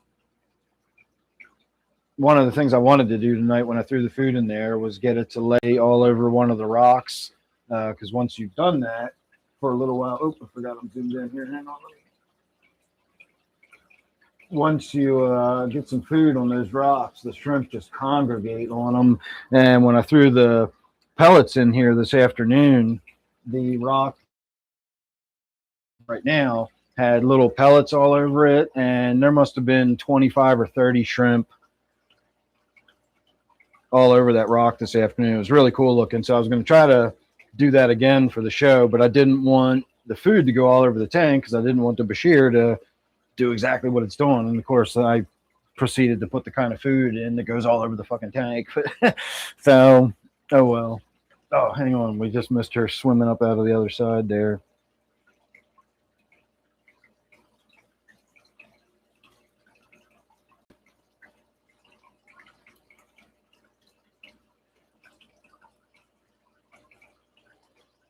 Hagen Hill, I am doing great. I hope you are too. And welcome aboard if you're new. I don't believe I've seen your name here before, but that's not necessarily the case. I just don't remember. Anyway, if anybody wants to hear me rant about the Deep Forest album that I like to listen to, and I still do like to listen to it, I think it's fucking great, especially when you're tripping on the mushrooms. It's fucking grooves. but I have a massive complaint about the production, like the way they did the album. And if anybody wants to hear me complain about that, I will. Otherwise, I understand if nobody gives a shit. It's some weird fucking record most you probably never heard of from the 90s. Maui Wowie, nice. I've never actually had Maui Wowie. I thought about getting seeds one time, but I never actually did. What it would have been was the modern, genetics and so on and so forth. I want to try like the real Maui Wowie that your uncle used to smoke back in the 70s. I never will, of course, obviously, at this point. I've gotten skunk and things, from back in the past, and it's always these, modern genetics, and they're calling it skunk, but it isn't what I got when I was in high school.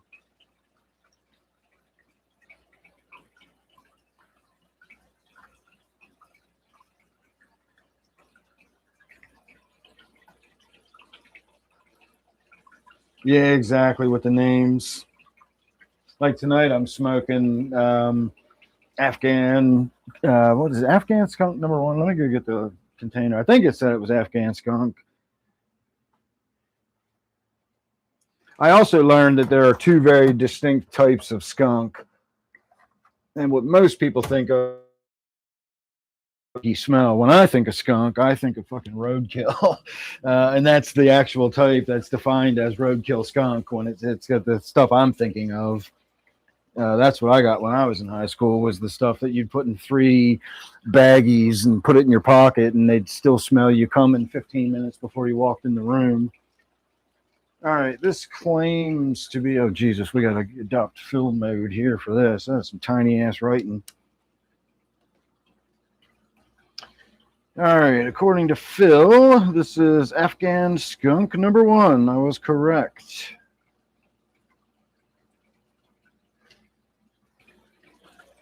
So I've actually grown skunk #1 seeds, and likewise, it just doesn't have that skunky smell. You have to get roadkill skunk to get that smell.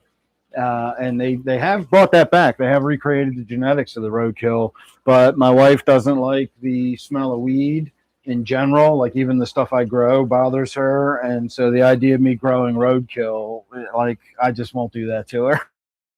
I would love to fucking just grow one of those fucking plants and get that stinky, skunky ass weed again. But I never will, because again, I wouldn't do that to my wife.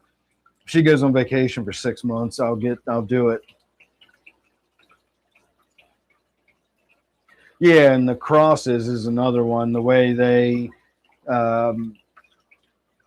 you look at the genetics, it was, this cross with that, cross with this, cross with that, cross with the other thing, and then the name represents some sort of like Space Queen. It's, I had Space Queen before. It's, I can't even remember the mother was something queen, and then space something was what the father was, and but if you look at either of those genetics, those were all crosses of crosses of crosses. Like, it's, I don't know, at this point it's all just fucking weed to me.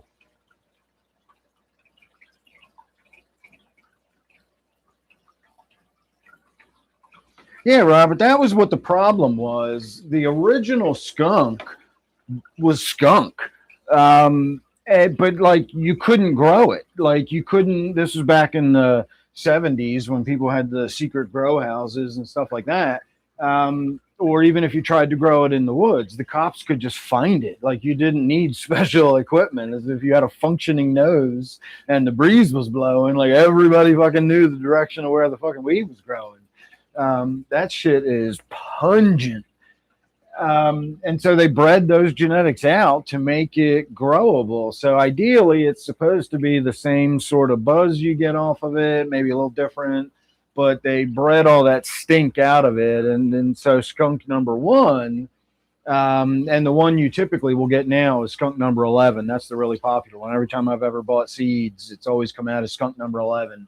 But I think they're up to like skunk #14 or something now. But none of them are skunk the way I remember them. There is one grower that did find an old seed, and they were able to germinate it, and they crossed it, etc. And they basically brought back the original roadkill skunk.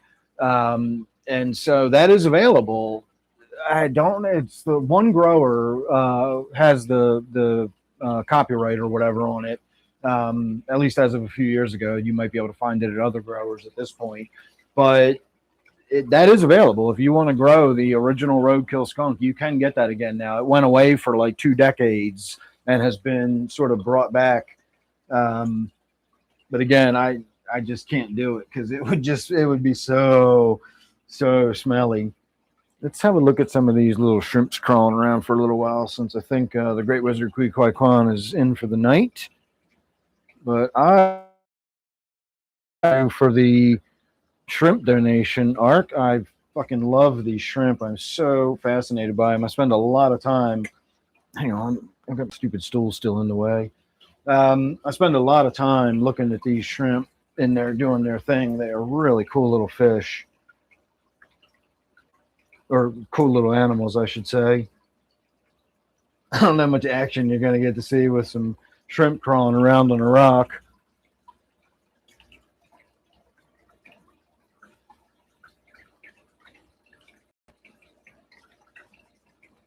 Oh, Jesus, Robert. Yeah, you'd have had helicopters flying over your house. Well, the reason I actually started growing my own weed was I used to spray deer repellent for this other little mom and pop company. And I had a customer in this area north of Baltimore City. It was the suburbs, but it was a busy road. You know, every house had its own little driveway. It was like way too busy of a road to park on. All the houses had maybe a third of an acre, a little fence between them, you know, a little chain link fence. You know, everybody had some shrubs. It was just a typical neighborhood. And the customer I sprayed like had a little bit larger of a backyard than the other neighbors, but not a lot. Um, they were right there. You could throw a rock literally over the fence into the neighbor's yard from anywhere. Um, and he had like an island garden in the middle. And of course, I had to spray the deer repellent on all these plants in this big island garden he had. And I had sprayed what I thought was a Japanese, you know, ornate Japanese maple all summer long, because he had like the branches pulled down and staked and tied, so it was growing in this really cool looking shape and everything. And it was a huge fucking plant. The stem, the bowl, I should say, was 9 inches, 8 inches in diameter. The branches, the lower branches coming off the side, were 2 or 3 inches in diameter. I mean, this was a small tree. I thought it had been there for, 30 or 40 years. The guy had been chasing him. I'm spraying it, and I'm spraying, all the lower stuff because, the deer only can eat up to about 5 feet. And like right in front of my face is this about 18-inch long thing that just looked like the most massive bud I'd ever seen in my life. And I was just staring at it, and like slowly my brain was like, dude, that's a bud. Like that is a bud. And I started looking around, and like this thing was covered in them, and I realized like it's also got like, those aren't maple leaves, are they? This is fucking weed. I'd never seen like weed growing in the wild before. Let alone in somebody's backyard like this, and such a massive plant, like just so out in the open. And I realized that like it's because it's being grown like this, nobody fucking pays attention to it. And that gave me the idea, if this dude can do that in Towson and not have like the police helicopters and whatnot, because this was back in like 2007 or something. There was still talk of like police flying around with like infrared cameras looking for weed growing in people's houses and stuff. So anyway, I figured if this guy can do that in his backyard in fucking Towson, then I can certainly get a little closet or something going on down in my basement or something and grow my own out where the fuck I live, out where nobody gives a shit. And I've never looked back. I've been growing weed ever since then. That was over about almost 20 years ago now.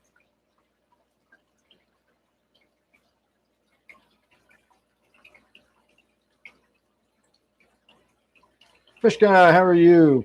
Yeah, those shrimp are nonstop busy, and if you look really close, there's damn near microscopic shrimp in the tank. So I know they're breeding in there.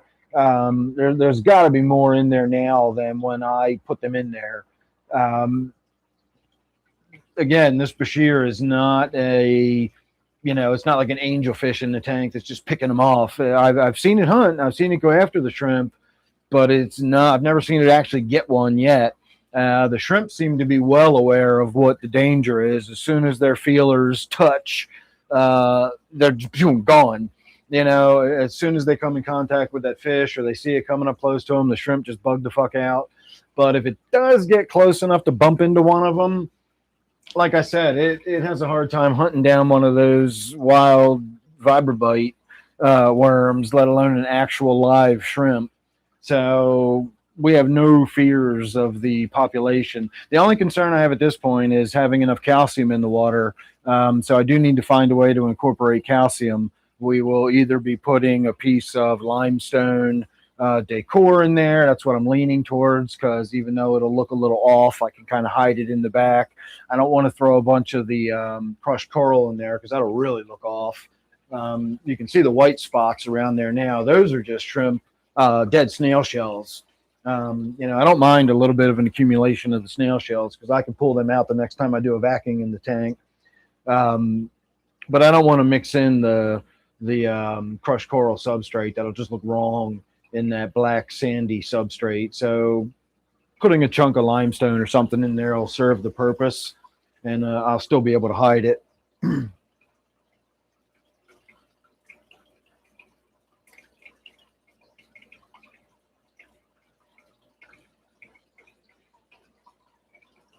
Yeah, that's a true word was never spoken there, fish guy. The Bashir and the weed and the mushrooms all just are amazing together.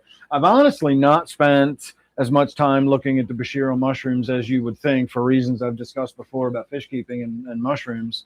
But I have spent a while, if there is a fish I'm going to come look at while I'm shrooming, it's that Bashir. But most of the time has been just killing time during the day. Um, I haven't really been day tripping this time of year because it's just, I'm sure the fuck not going outside. So I just kind of wait till it's nighttime and I can listen to music and sit in sort of the dark colored lights and, just while the winter away. I'll start day tripping when the fucking sun comes back and we go from ice time. But right now we're still in hardcore ice time. It is supposed to break tonight, though. I think tomorrow the temperature is actually going to get all the way up to freezing. And then by Tuesday and Wednesday, we're going to be into the fucking 40s. It's going to feel like summer. So I'm stoked about that. I'm going to be outside running around naked, 40 degrees. It's going to feel like a hot day.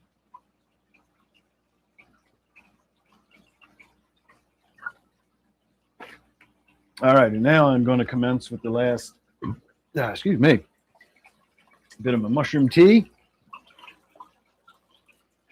And I will be enjoying that on the back half after the show is over because that'll kick in about 10:30, I guess. I guess I'm in for a late night.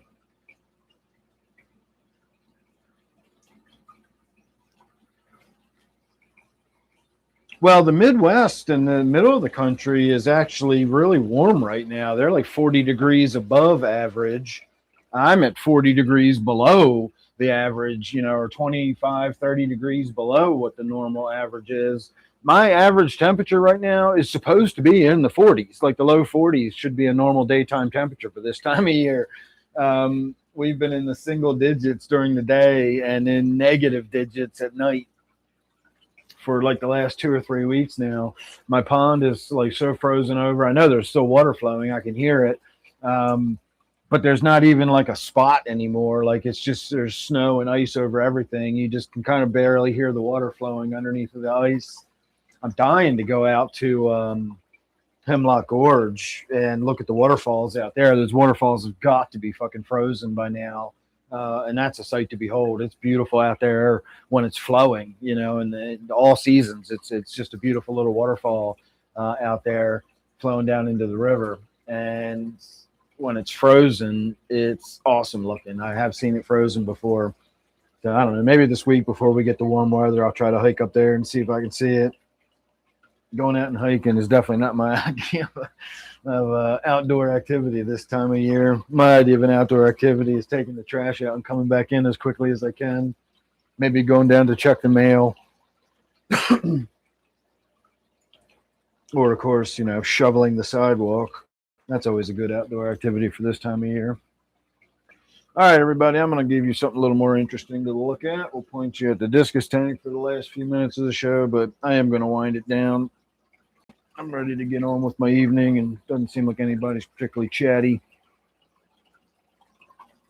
I'm just rambling about nothing. So if you do have stuff you want to chat about or questions, comments, now will definitely be your time to get them in, because we are winding down here.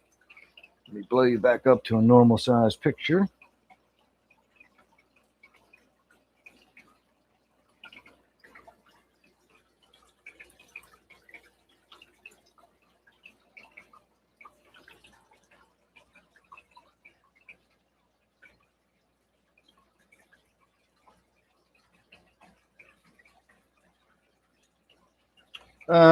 Yeah, I can understand that, having kids and not wanting to trip. And when I talk about tripping, I mean, could you tell right now that I'm on mushrooms? I wouldn't drive right now if I had to, but I could certainly go change a diaper if I needed to. Like, I'm not talking like tripping like I did when I was a teenager, and it's definitely not on acid. Acid's a very different experience. Um, Once in a while, I will do the kind of trip I did last night where I'm like, again, I was seeing weird geometric shapes on things, and I was seeing like the phantom movements. I kept seeing the phantom cats moving around out of the corners of my eyes. When I'd look, there was nothing there. These golden teachers don't seem to give a real strong visuals, maybe unless you get up into really high doses. The most I've ever done of this is about 5 grams, but I also do mushrooms a lot. So 5 grams for me is not probably what you're thinking. Probably like, an eighth. Tonight I'm doing an eighth. By the time I finish this bottle here, that'll be my full 3.5 grams. And I started drinking it at 7 o'clock, I think. I'm going to be finishing it over like a 3-hour period. I've definitely learned not to just drink it. The difference between eating mushrooms and drinking it in tea is when you eat it, you still have, you might eat the whole bag, but it takes 10 or 15 minutes to get the bag down because it's so chewy and nasty. And then your body has to digest it and, break it down, and it slowly gets into your system as your body's digesting it. When you make it into tea, you've already got the psilocybin dissolved into water. And when you drink it, that water just goes right from like, it doesn't have to go down into your digestive system. It's got to go to your stomach.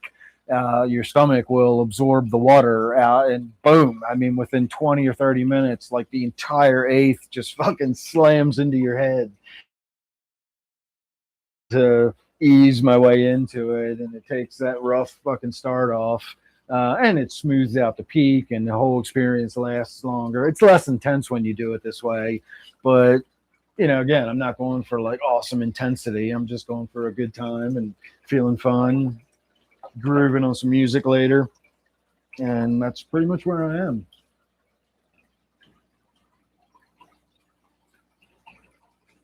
But I don't have kids for a reason, because that would definitely be a hindrance to my lifestyle. And I would definitely rather live my lifestyle than be a parent.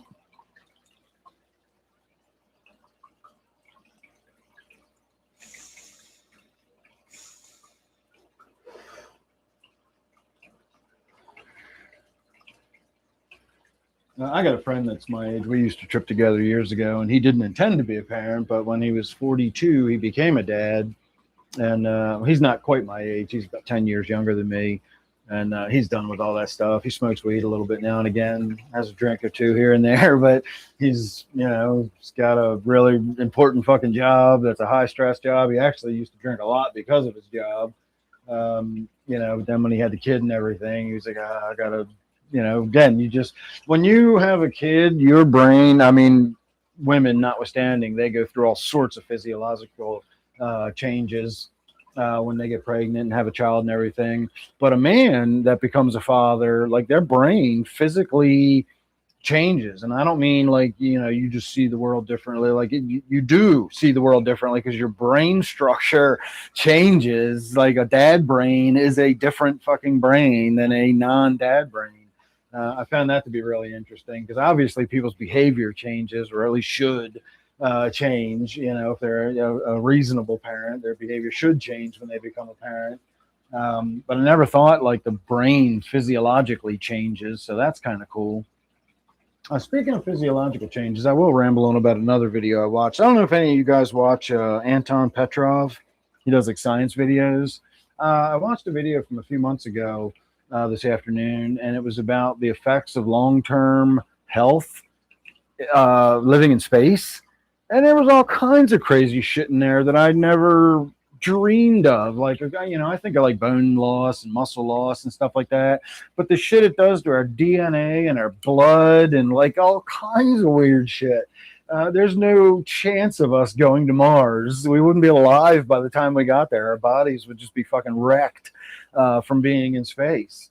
So that was really interesting.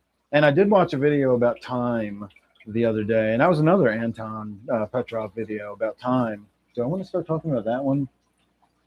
I noticed nobody wanted to hear about my my complaints about the Deep Forest album. Does anybody want to hear me try to explain a video about time that I watched a week ago and didn't fully understand when I watched it because it's really, really weird shit? Yeah, I know you watch him, Art. You and I have talked about him before. I love Anton. Not only does he do really good videos, he does stuff about interesting topics, stuff that you wouldn't necessarily notice just following, day to day, sort of like, a rocket launch or a new discovery or whatever. He digs into some weird shit, but it's really interesting. All right. We will embark on a discussion about time. Shirley. Well, time is not a man-made construct, but it is weird. I've said for years that time's not real, but I never really knew how to wrap words around that to make that make sense. Obviously, things happen in a linear fashion, one after another, and it turns out that's kind of what time is. It's a quantum. It's not even a quantum effect. You'd have to watch the video to get a real explanation about it. Again, I didn't even fully understand it while I was watching it. But the long and short of it is, as quantum interactions happen because of quantum entanglement, the stuff that happens on the quantum level affects us in the larger world. And when something happens, there's like a record of it is left behind.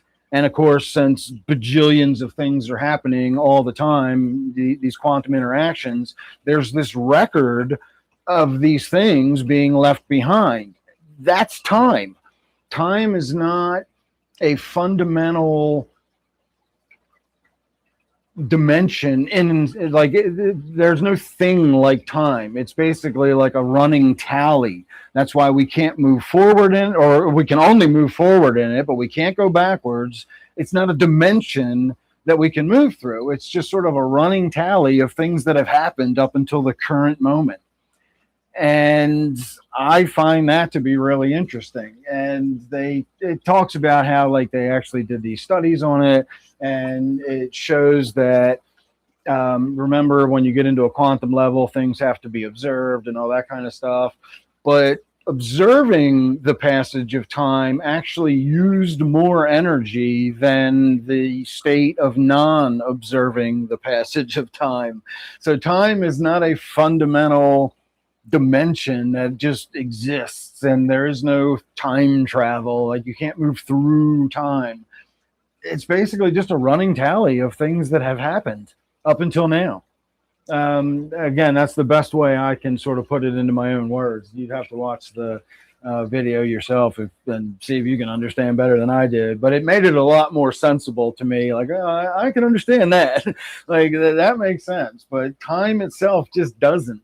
And, you know, for years they've tried to come up with like a unified theory, and nobody can ever come up with a unified theory unless you don't factor time into it. And then you can come up with unified theories and all this stuff. But everybody said, well, that's not really a unified theory because we have to account for time. And then it just falls apart. It doesn't work if you try to treat time as though it's its own dimension. You leave time out of the equation and it all works. So stuff like that over the years has made me, you know, and the fact that we can only move forward through it, you can't go backwards. You can slow it down. Space and time are the same thing. It gets really fucking weird. And because of that, I've always been suspicious of it. And so these new studies they've done on the quantum level and whatnot have been pretty fascinating, I thought. But if you're interested in that kind of stuff, you should definitely check out Anton's YouTube channel. I think it's just called Anton Petrov. I think it's just his name. And it's just exactly the way it sounds like it would be spelled. All right, I seem to have misplaced my weeds, so we'll just get it out of here. I wonder if I put it away already, not realizing what I'm doing. I am tripping pretty solid at this point. I'm still drinking my tea. For example, I'm struggling to get the fucking lid back on this container, and I think I'm going to just leave it off and walk away. Oh, there it goes. Jesus. It came off easily. It's like anti-child proof. It came off easily, but I couldn't get it to go back on.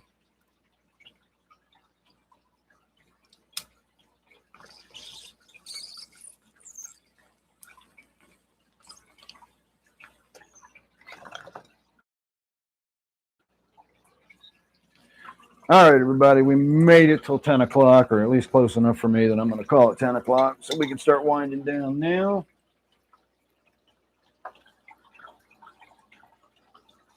And I guess even though I'm at this end of the basement, I don't have to be all booming and loud and shouty. I do have a lav mic attached to me, for God's sakes. Ah, damn it, watch your head. Every time we come through here, you guys bump your head on shit. I'm forcing you to watch my head, watch my bald spot.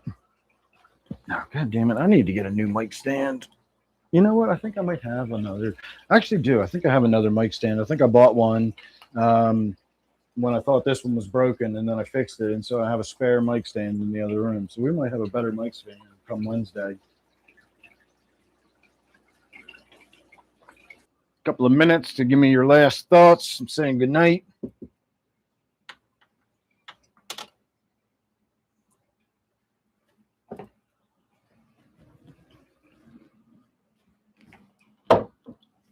And I already got the cat inside, so we're good on that.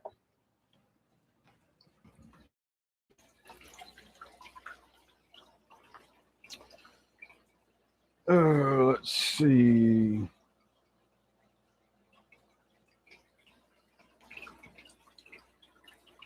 You know, people in the future. All right, well, I'll leave you guys all to have your own thoughts about time. I'm not going to get into a conversation about that now.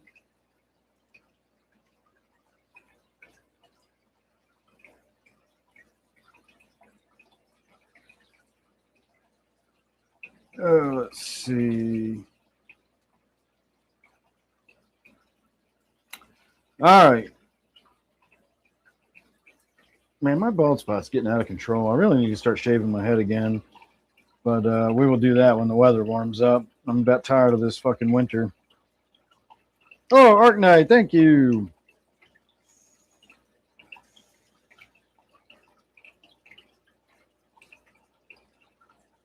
And welcome aboard, anybody that is currently watching that just got a free membership. Remember, if you did enjoy this evening and you'd like a Wednesday members-only live stream, $2.99 a month will get you access to the membership. There's a join button below the channel. I do have a Patreon if you want to, you know, just help support me and donate. But that will not get you access to the Wednesday members live stream. You got to click the join button under the YouTube That will also get you access to my Discord server, where there's a community over there, all kind of, you can post whatever, etc. You'll figure it out when you get there. $2.99 a month gets you all that. And for all of those, I will see you guys on Wednesday. Everybody else, we will be back next Friday at 8. Unless something changes, it's not written in stone, but Fridays and Sundays at 8. So thanks for watching tonight. And hopefully I will see you all then. All right, everybody. Thanks for so long, and thanks for all the fish. I don't know why I get that wrong every week. But I will say,